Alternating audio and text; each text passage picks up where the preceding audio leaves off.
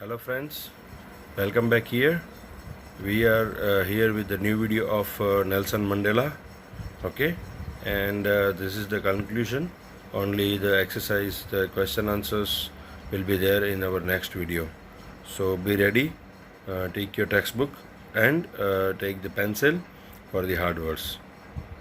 Let's start the third part of the Nelson Mandela. Okay friends, this is the second unit, Nelson Mandela long walk to the freedom. उनकी खुद की autobiography में से ये chapter लिया गया है। एक्चुअली अभी तक हमने ये पढ़ा कि अफ्रीका के जो साउथ अफ्रीका है, अफ्रीका का एक जो कंट्री, हाँ, वहाँ पर रंग भेद की नीति है ना, जो उसके लोगों की स्किन के कलर से लोगों के साथ बर्ताव किया जाता था।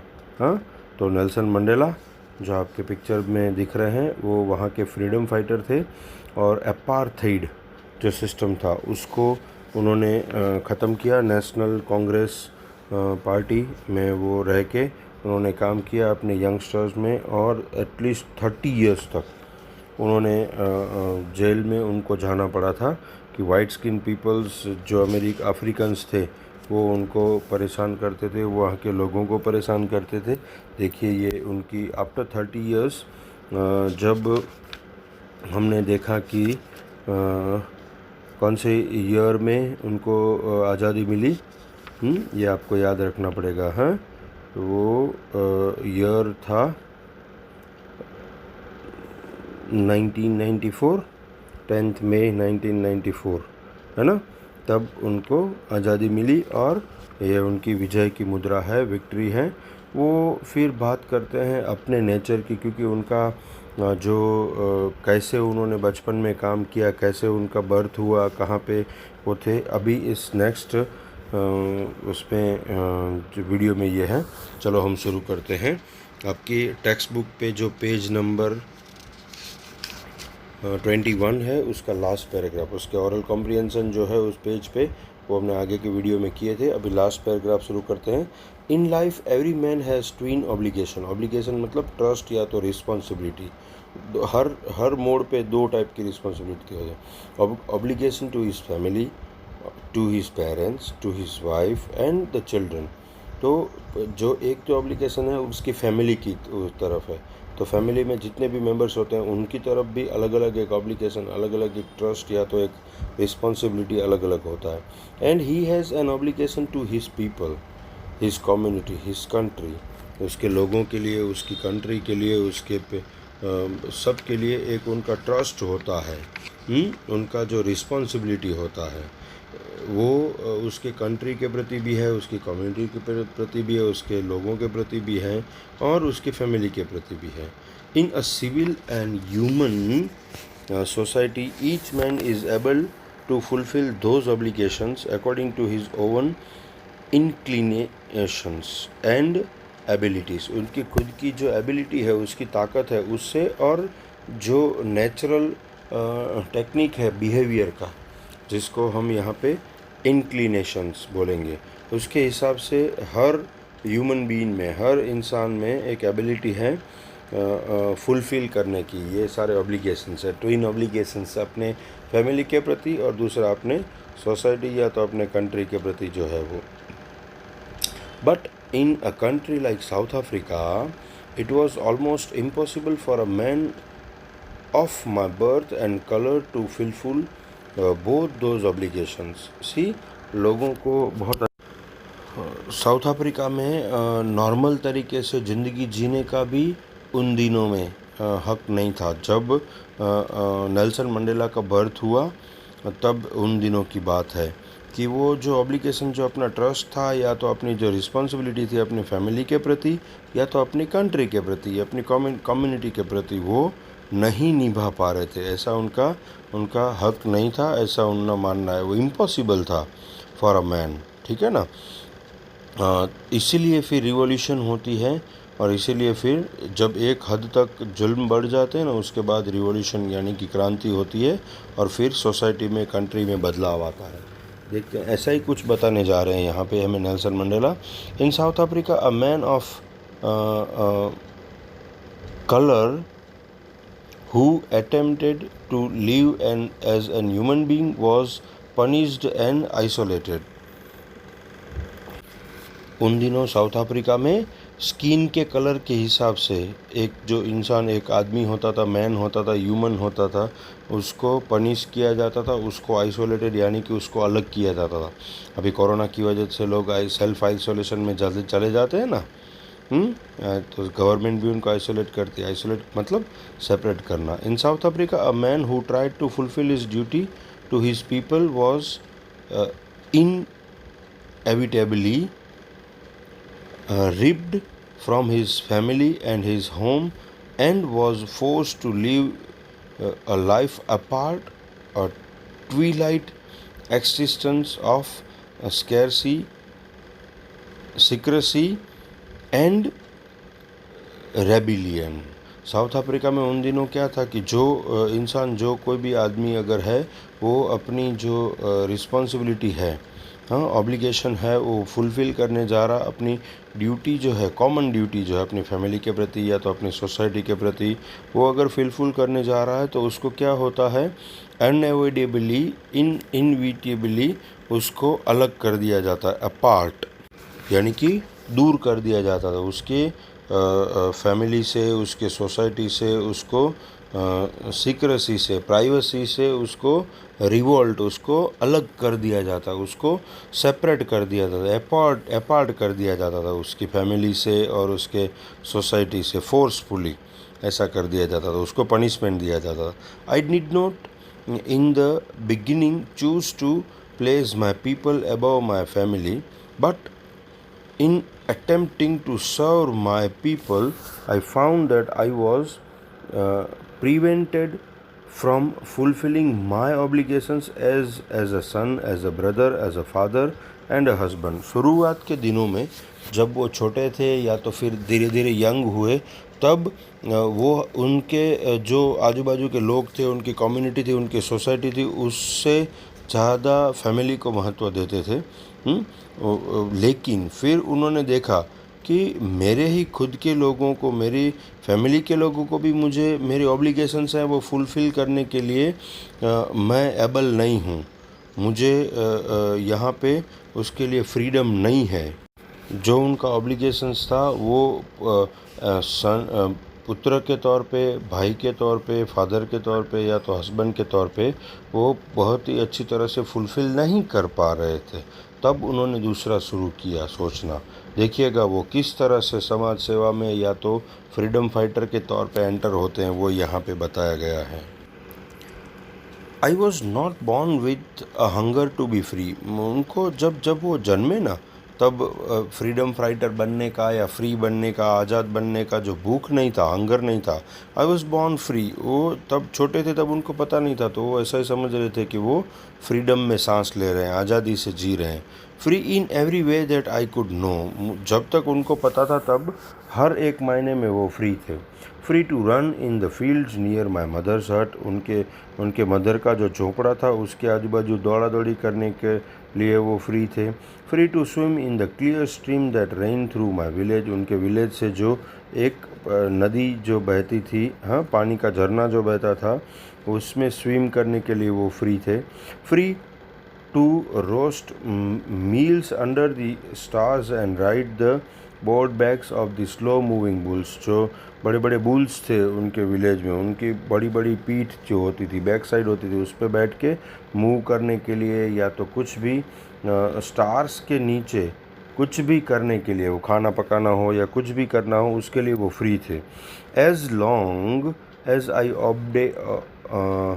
obeyed my father and abided by the custom of my tribe, I was not troubled by the laws of man or God. जब तक अपने फादर के अंडर में वो रहते थे, इट मीन्स छोटे थे, अपने हिसाब से कोई डिसीज़न नहीं लेते थे, तब तक वो उनको दूसरे कोई लोगों के द्वारा, वो अपने ट्राइब के लोग हों या तो गॉड हो या मैन हो, किसी के द्वारा उनको कोई पनिशमेंट, कोई ट्रबल नहीं पहुंचाया गया. It was only when I began to learn that my boyhood freedom was an illusion when I discovered as a young man that my freedom had already been taken from me, that I began to hunger for it.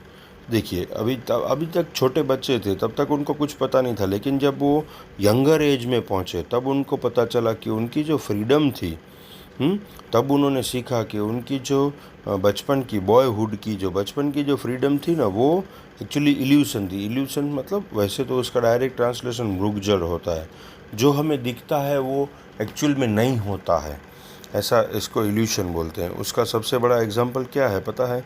जब summer के दिनों में आप कोई highway पे से जा रहे हो, तब आपकी फोर व्हीलर में बैठे और आप आगे देखोगे तो आपको वो हाईवे रोड, ब्लैक रोड के ऊपर पानी जैसा कुछ भी दिखेगा, जिसको मृगजड़ बोलते हैं। एक्चुअल में वो होता नहीं है, लेकिन साइंटिफिकल रूल्स के हिसाब से वहाँ से हीट की वजह से जो भाप होती है उड़ती है, उसको इट मीन्स वो इल्यूशन बोलते हैं। हमारी आँखों के सामने जो दिखता है, लेकिन एक्चुअली वो होता नहीं है, उसको इल्यूशन बोलते हैं। When I discover as a young man that, जब वो यंग मैन हो गए तब उन्होंने डिस्कवर किया, तब उनको पता चला, उन्होंने फाइंड आउट किया कि उनका जो फ्रीडम था वो ऑलरेडी उनसे ले लिया गया था, taken from me, that I began to hunger for it. अब जब ये पता चला कि वो फ्री नहीं है, उनको फ्रीडम नहीं है, तब उनकी जो फ्रीडम की जो भूख थी वो जन्मी। उनके जन्म के साथ नहीं जन्मी थी, है ना। At first as a student I wanted freedom only for my self. जब वो स्टूडेंट थे तब उनको फ्रीडम चाहिए था सिर्फ उनके खुद के लिए। हाँ, अभी तक इतना समझ में नहीं आया था, सोसाइटी में एंटर नहीं हुए थे, तो उनको अपने लिए फ्रीडम चाहिए था। The transitory freedoms of being able to stay out at night, जो ट्रांजिस्टरी मतलब टेम्परेरी, जो परमानेंट नहीं है, वो जैसे फ्रीडम कैसा कि टेम्परेरी पूरा रात भर बाहर घूमना, या तो आराम से रात को टहलते रहना। हाँ, read I pleased and go where I choose, जैसे मुझे आनंद में रहना हो, खुशी से रहना हो, ऐसे रहूं, या तो मुझे जहाँ पे भी जाना हो वो जाने की जो फ्रीडम थी, वो सिर्फ उनको जब यंग एज में थे, वो कॉलेज टाइम में थे, तभी इतना चाहते थे बस। लेटर, अभी देखिएगा बाद में, as a young man in Johannesburg I yearn for the basic of the honorable freedoms of achieving my potentials, of earning my keep, of marrying and having a family, the freedom not to be obstruct in a lawful life। अभी जब बड़े हो गए, young थे, तो अभी जब life में एंटर हुए, फैमिली के साथ हुए, उनका मैरिज लाइफ में एंट्री हुई, तब उनको पता चला कि एक्चुअली जो फ्रीडम है, उनके अंदर जो पोटेंशियल है उसको व्यक्त करने की, उसके हिसाब से, हाँ, ज़िंदगी जीने की जो फ्रीडम होनी चाहिए वो चाहिए, तो वो ऑब्स्ट्रैक्ट होती थी। Freedom not be obstruct to the lawful life, जो ज़िंदगी के नियम, प्रकृति के नियम के हिसाब से जो ज़िंदगी हमें जीने की होती है, हाँ, उस ज़िंदगी को जीने के लिए अगर कोई ऑब्स्ट्रक्ट मतलब कि कोई रुकावट ना आए, तो उसको फ्रीडम बोलते हैं। ऐसा उनको अभी यंग एज में पता चला। अब आगे देखते हैं। But then I slowly saw that not only was I not free but my brothers and sisters were not free. तब धीरे धीरे उनको पता चला कि सिर्फ वो फ्रीडम में नहीं जी रहे, ऐसा नहीं है, उनके दूसरे भाई बहन भी हैं, जो ब्रदर्स एंड सिस्टर्स, मतलब कि आजू बाजू जो लोग रहते थे उनके कम्युनिटी के या उनकी सोसाइटी के, वो लोग भी फ्रीडम में नहीं जी रहे थे, ऐसा ही था। I saw that it was not just my freedom that was curtailed, मतलब रिड्यूस्ड, कम कर दिया गया था, but the freedom of everyone who looked like I did, कि सिर्फ मेरा फ्रीडम जो है वो curtailed मतलब कि रिड्यूस, कम कर दिया गया था, ऐसा नहीं था, लेकिन मेरे आजू बाजू जितने भी लोग थे वो सब का ऐसा था। That is when I join the African national Congress. देखा, अभी वो उनको सही मायने में फ्रीडम क्या है वो पता चला, इसलिए सोसाइटी के प्रति अपना जो ड्यूटी है वो पे करने के लिए अफ्रीकन नेशनल कांग्रेस में वो उन्होंने ज्वाइन किया। And that is when the hunger of my own freedom become the greater hunger for the freedom of my people. तब से शुरू हुआ। आज तक तो सिर्फ उनके लिए, खुद के लिए फ्रीडम था कि जैसे रात को देर से आएँ, अच्छे से जिए, ज़िंदगी जिए, जीने का जो फ्रीडम था वो उनके लिए चाहिए था। लेकिन अब भी सही मायने में पता चला कि फ्रीडम क्या है। वो फ्री नहीं थे एक्चुअली, उनका पूरा सोसाइटी फ्री नहीं था। तो इसके लिए, अपनी सोसाइटी के लिए अभी फ़ाइट करने के लिए, अभी सिर्फ सेल्फिश नहीं थे वो। तो उन्होंने फ़ाइट करने के लिए अफ्रीकन नेशनल कांग्रेस ज्वाइन किया और अपने लोगों के लिए फ्रीडम लाने की ट्राई की।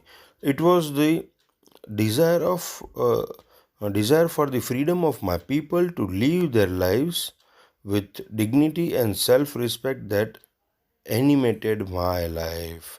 That transformed a frightened young man into a bold one, that rode a low abiding attorney to become a criminal, that turned a family loving husband into a man without a home, that forced a life loving man to live like a monk.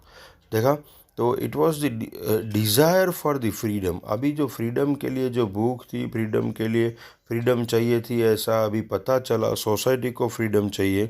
तभी ज़िंदगी जीने का मायना जो है वो पूरा बदल गया। जो लाइफ थी वो अभी सेल्फ रिस्पेक्ट और डिग्निटी के लिए टर्न अप हो गई, और वो ट्रांसफॉर्म हुई कहाँ से? Frightened young man into a bold man. एक यंग मैन था, साधारण यंग मैन था, वो ट्रांसफॉर्म हो गया एक बोल्ड यंग मैन, एक समझदार यंग मैन की तरह, जिसकी सोच जो है वो बियॉन्ड हो गई, बहुत ही आगे हो गई, बहुत ही ऊपर हो गई। ठीक है ना? और वो उनको कहाँ पे लेके गया? वो लविंग हस्बैंड बना दिया और सोसाइटी को लव करने वाला एक बहुत ही अच्छा सा इंसान, यंग मैन बना दिया, फाइटर बना दिया। यहाँ से फ्रीडम फाइटर की जो जर्नी जो है वो शुरू होती है। कहाँ से वो एक छोटे से बच्चे थे और किस तरह से वो फ्रीडम फाइटर बने, ये पूरी कहानी उन्होंने अब तक हमें बताई है। पहले जो आज़ादी मिल गई थी उसका वर्णन हमें किया गया था, और फिर ये तो आत्मकथा है ना, ऑटोबायोग्राफी है ना, उसमें तो खुद के बारे में बहुत कुछ आता है। तो यहाँ उनके बारे में है। I am no more virtuous or self-sacrificing than the next man, but I found that I could not even enjoy the poor and limited freedoms I was allowed when I knew my people were not free. जब उनको पता चला कि उनके जो लोग थे वो फ्री नहीं हैं, और उनके लिए भी खुद के लिए फ्रीडम जो है वो नहीं है, लेकिन जब वो फ्रीडम फाइटर बने तो उनके खुद के लिए थोड़ी बहुत फ्रीडम मिलने लगी, लेकिन अभी उनको ये नहीं चाहिए था। अभी तो लिमिटेड फ्रीडम, पुअर और लिमिटेड फ्रीडम उनको एंजॉय नहीं देती थी, अब तो पूरी आज़ादी ही चाहिए थी। डेमोक्रेटिक साउथ अफ्रीका चाहिए था उनको अपने खुद के लोगों के लिए। तो वो उस फाइट में जुड़ गए, और अभी आगे देखते हैं क्या है। Freedom is indivisible. The chains and any one of my people were the chains on all of them. Freedom जो अभी था वो इंडिविजुअल नहीं था, इंडिविजिबल भी नहीं था। फ्रीडम अभी मेरे सब पीपल के लिए हो चुका था, और मेरे जो पीपल थे वो चेन बना के मेरे साथ जुड़ रहे थे। Chain on all of my people were the chains on me. तो मेरे सब पीपल्स की, लोगों की जो चेन बन रही थी उसमें हम सब जुड़ रहे थे, अभी एक साथ अटैच हो रहे थे वो फ्रीडम के लिए। I knew that the oppressor must be liberated just as surely as the oppressed. A man who takes away another man's freedom is prisoners of hatred. Okay, he is locked behind the bars of prejudice and narrow mindedness. तो यहाँ से उनको पता चल गया था कि एक जो इंसान होता है वो दूसरे इंसान को जब प्रिजन बनाता है, उसकी जो फ्रीडम है वो ले लेता है, तब उसको एक बहुत ही ख़राब परिस्थिति में उसको प्रिजन बना देता है, उसको प्रिजुडाइज करता है। कैसे? A strong dislike without any good reason. हाँ, कोई तभी वो अच्छा नहीं लगता दूसरे इंसान को। एक इंसान ने जिसने दूसरे इंसान को प्रिजन बनाया है, उसने उसकी जो फ्रीडम है वो ले ली है, वो कोई भी अगर रीज़न नहीं है तो इतना रीज़न तो इनफ है कि वो उसको अच्छा ना लगे। और नैरो माइंडनेस कि भाई छोटी सोच वाले लोग उसको कहा जाता है। I am not truly free if I am taking away someone else freedom. मैं दूसरे मुझे भी ऐसा फ्रीडम्स नहीं चाहिए था कि जो दूसरे लोगों को, जिन लोगों ने अभी हमें प्रिजन बना के रखा था सिर्फ स्किन के कलर के लिए, उन लोगों को भी मैं प्रिजन नहीं बनाना चाहता हूँ। उनका फ्रीडम भी मुझे चाहिए। ऐसा नहीं है कि उन नैरो माइंडेड लोगों की तरह मैं भी उनको अभी प्रिजन बना के रखूं। Just as surely as I am not free when my freedom is taken from me, the oppressed and the oppressors alike are robbed on their humanity. oppressed जो ऑपोजिशन में हैं, या तो जो ऑपोजिशन में रह के हम पे जुल्म करना चाहते थे, वो खुद भी फ्री होने चाहिए, या तो उनको भी ह्यूमैनिटी की तरह फ्रीडम मिलनी चाहिए। ऐसा नहीं है कि उन्होंने अभी हमें, जिन लोगों ने हमें प्रिजन बनाया उनको भी हम अभी प्रिजन बना के रखें, ऐसा नहीं।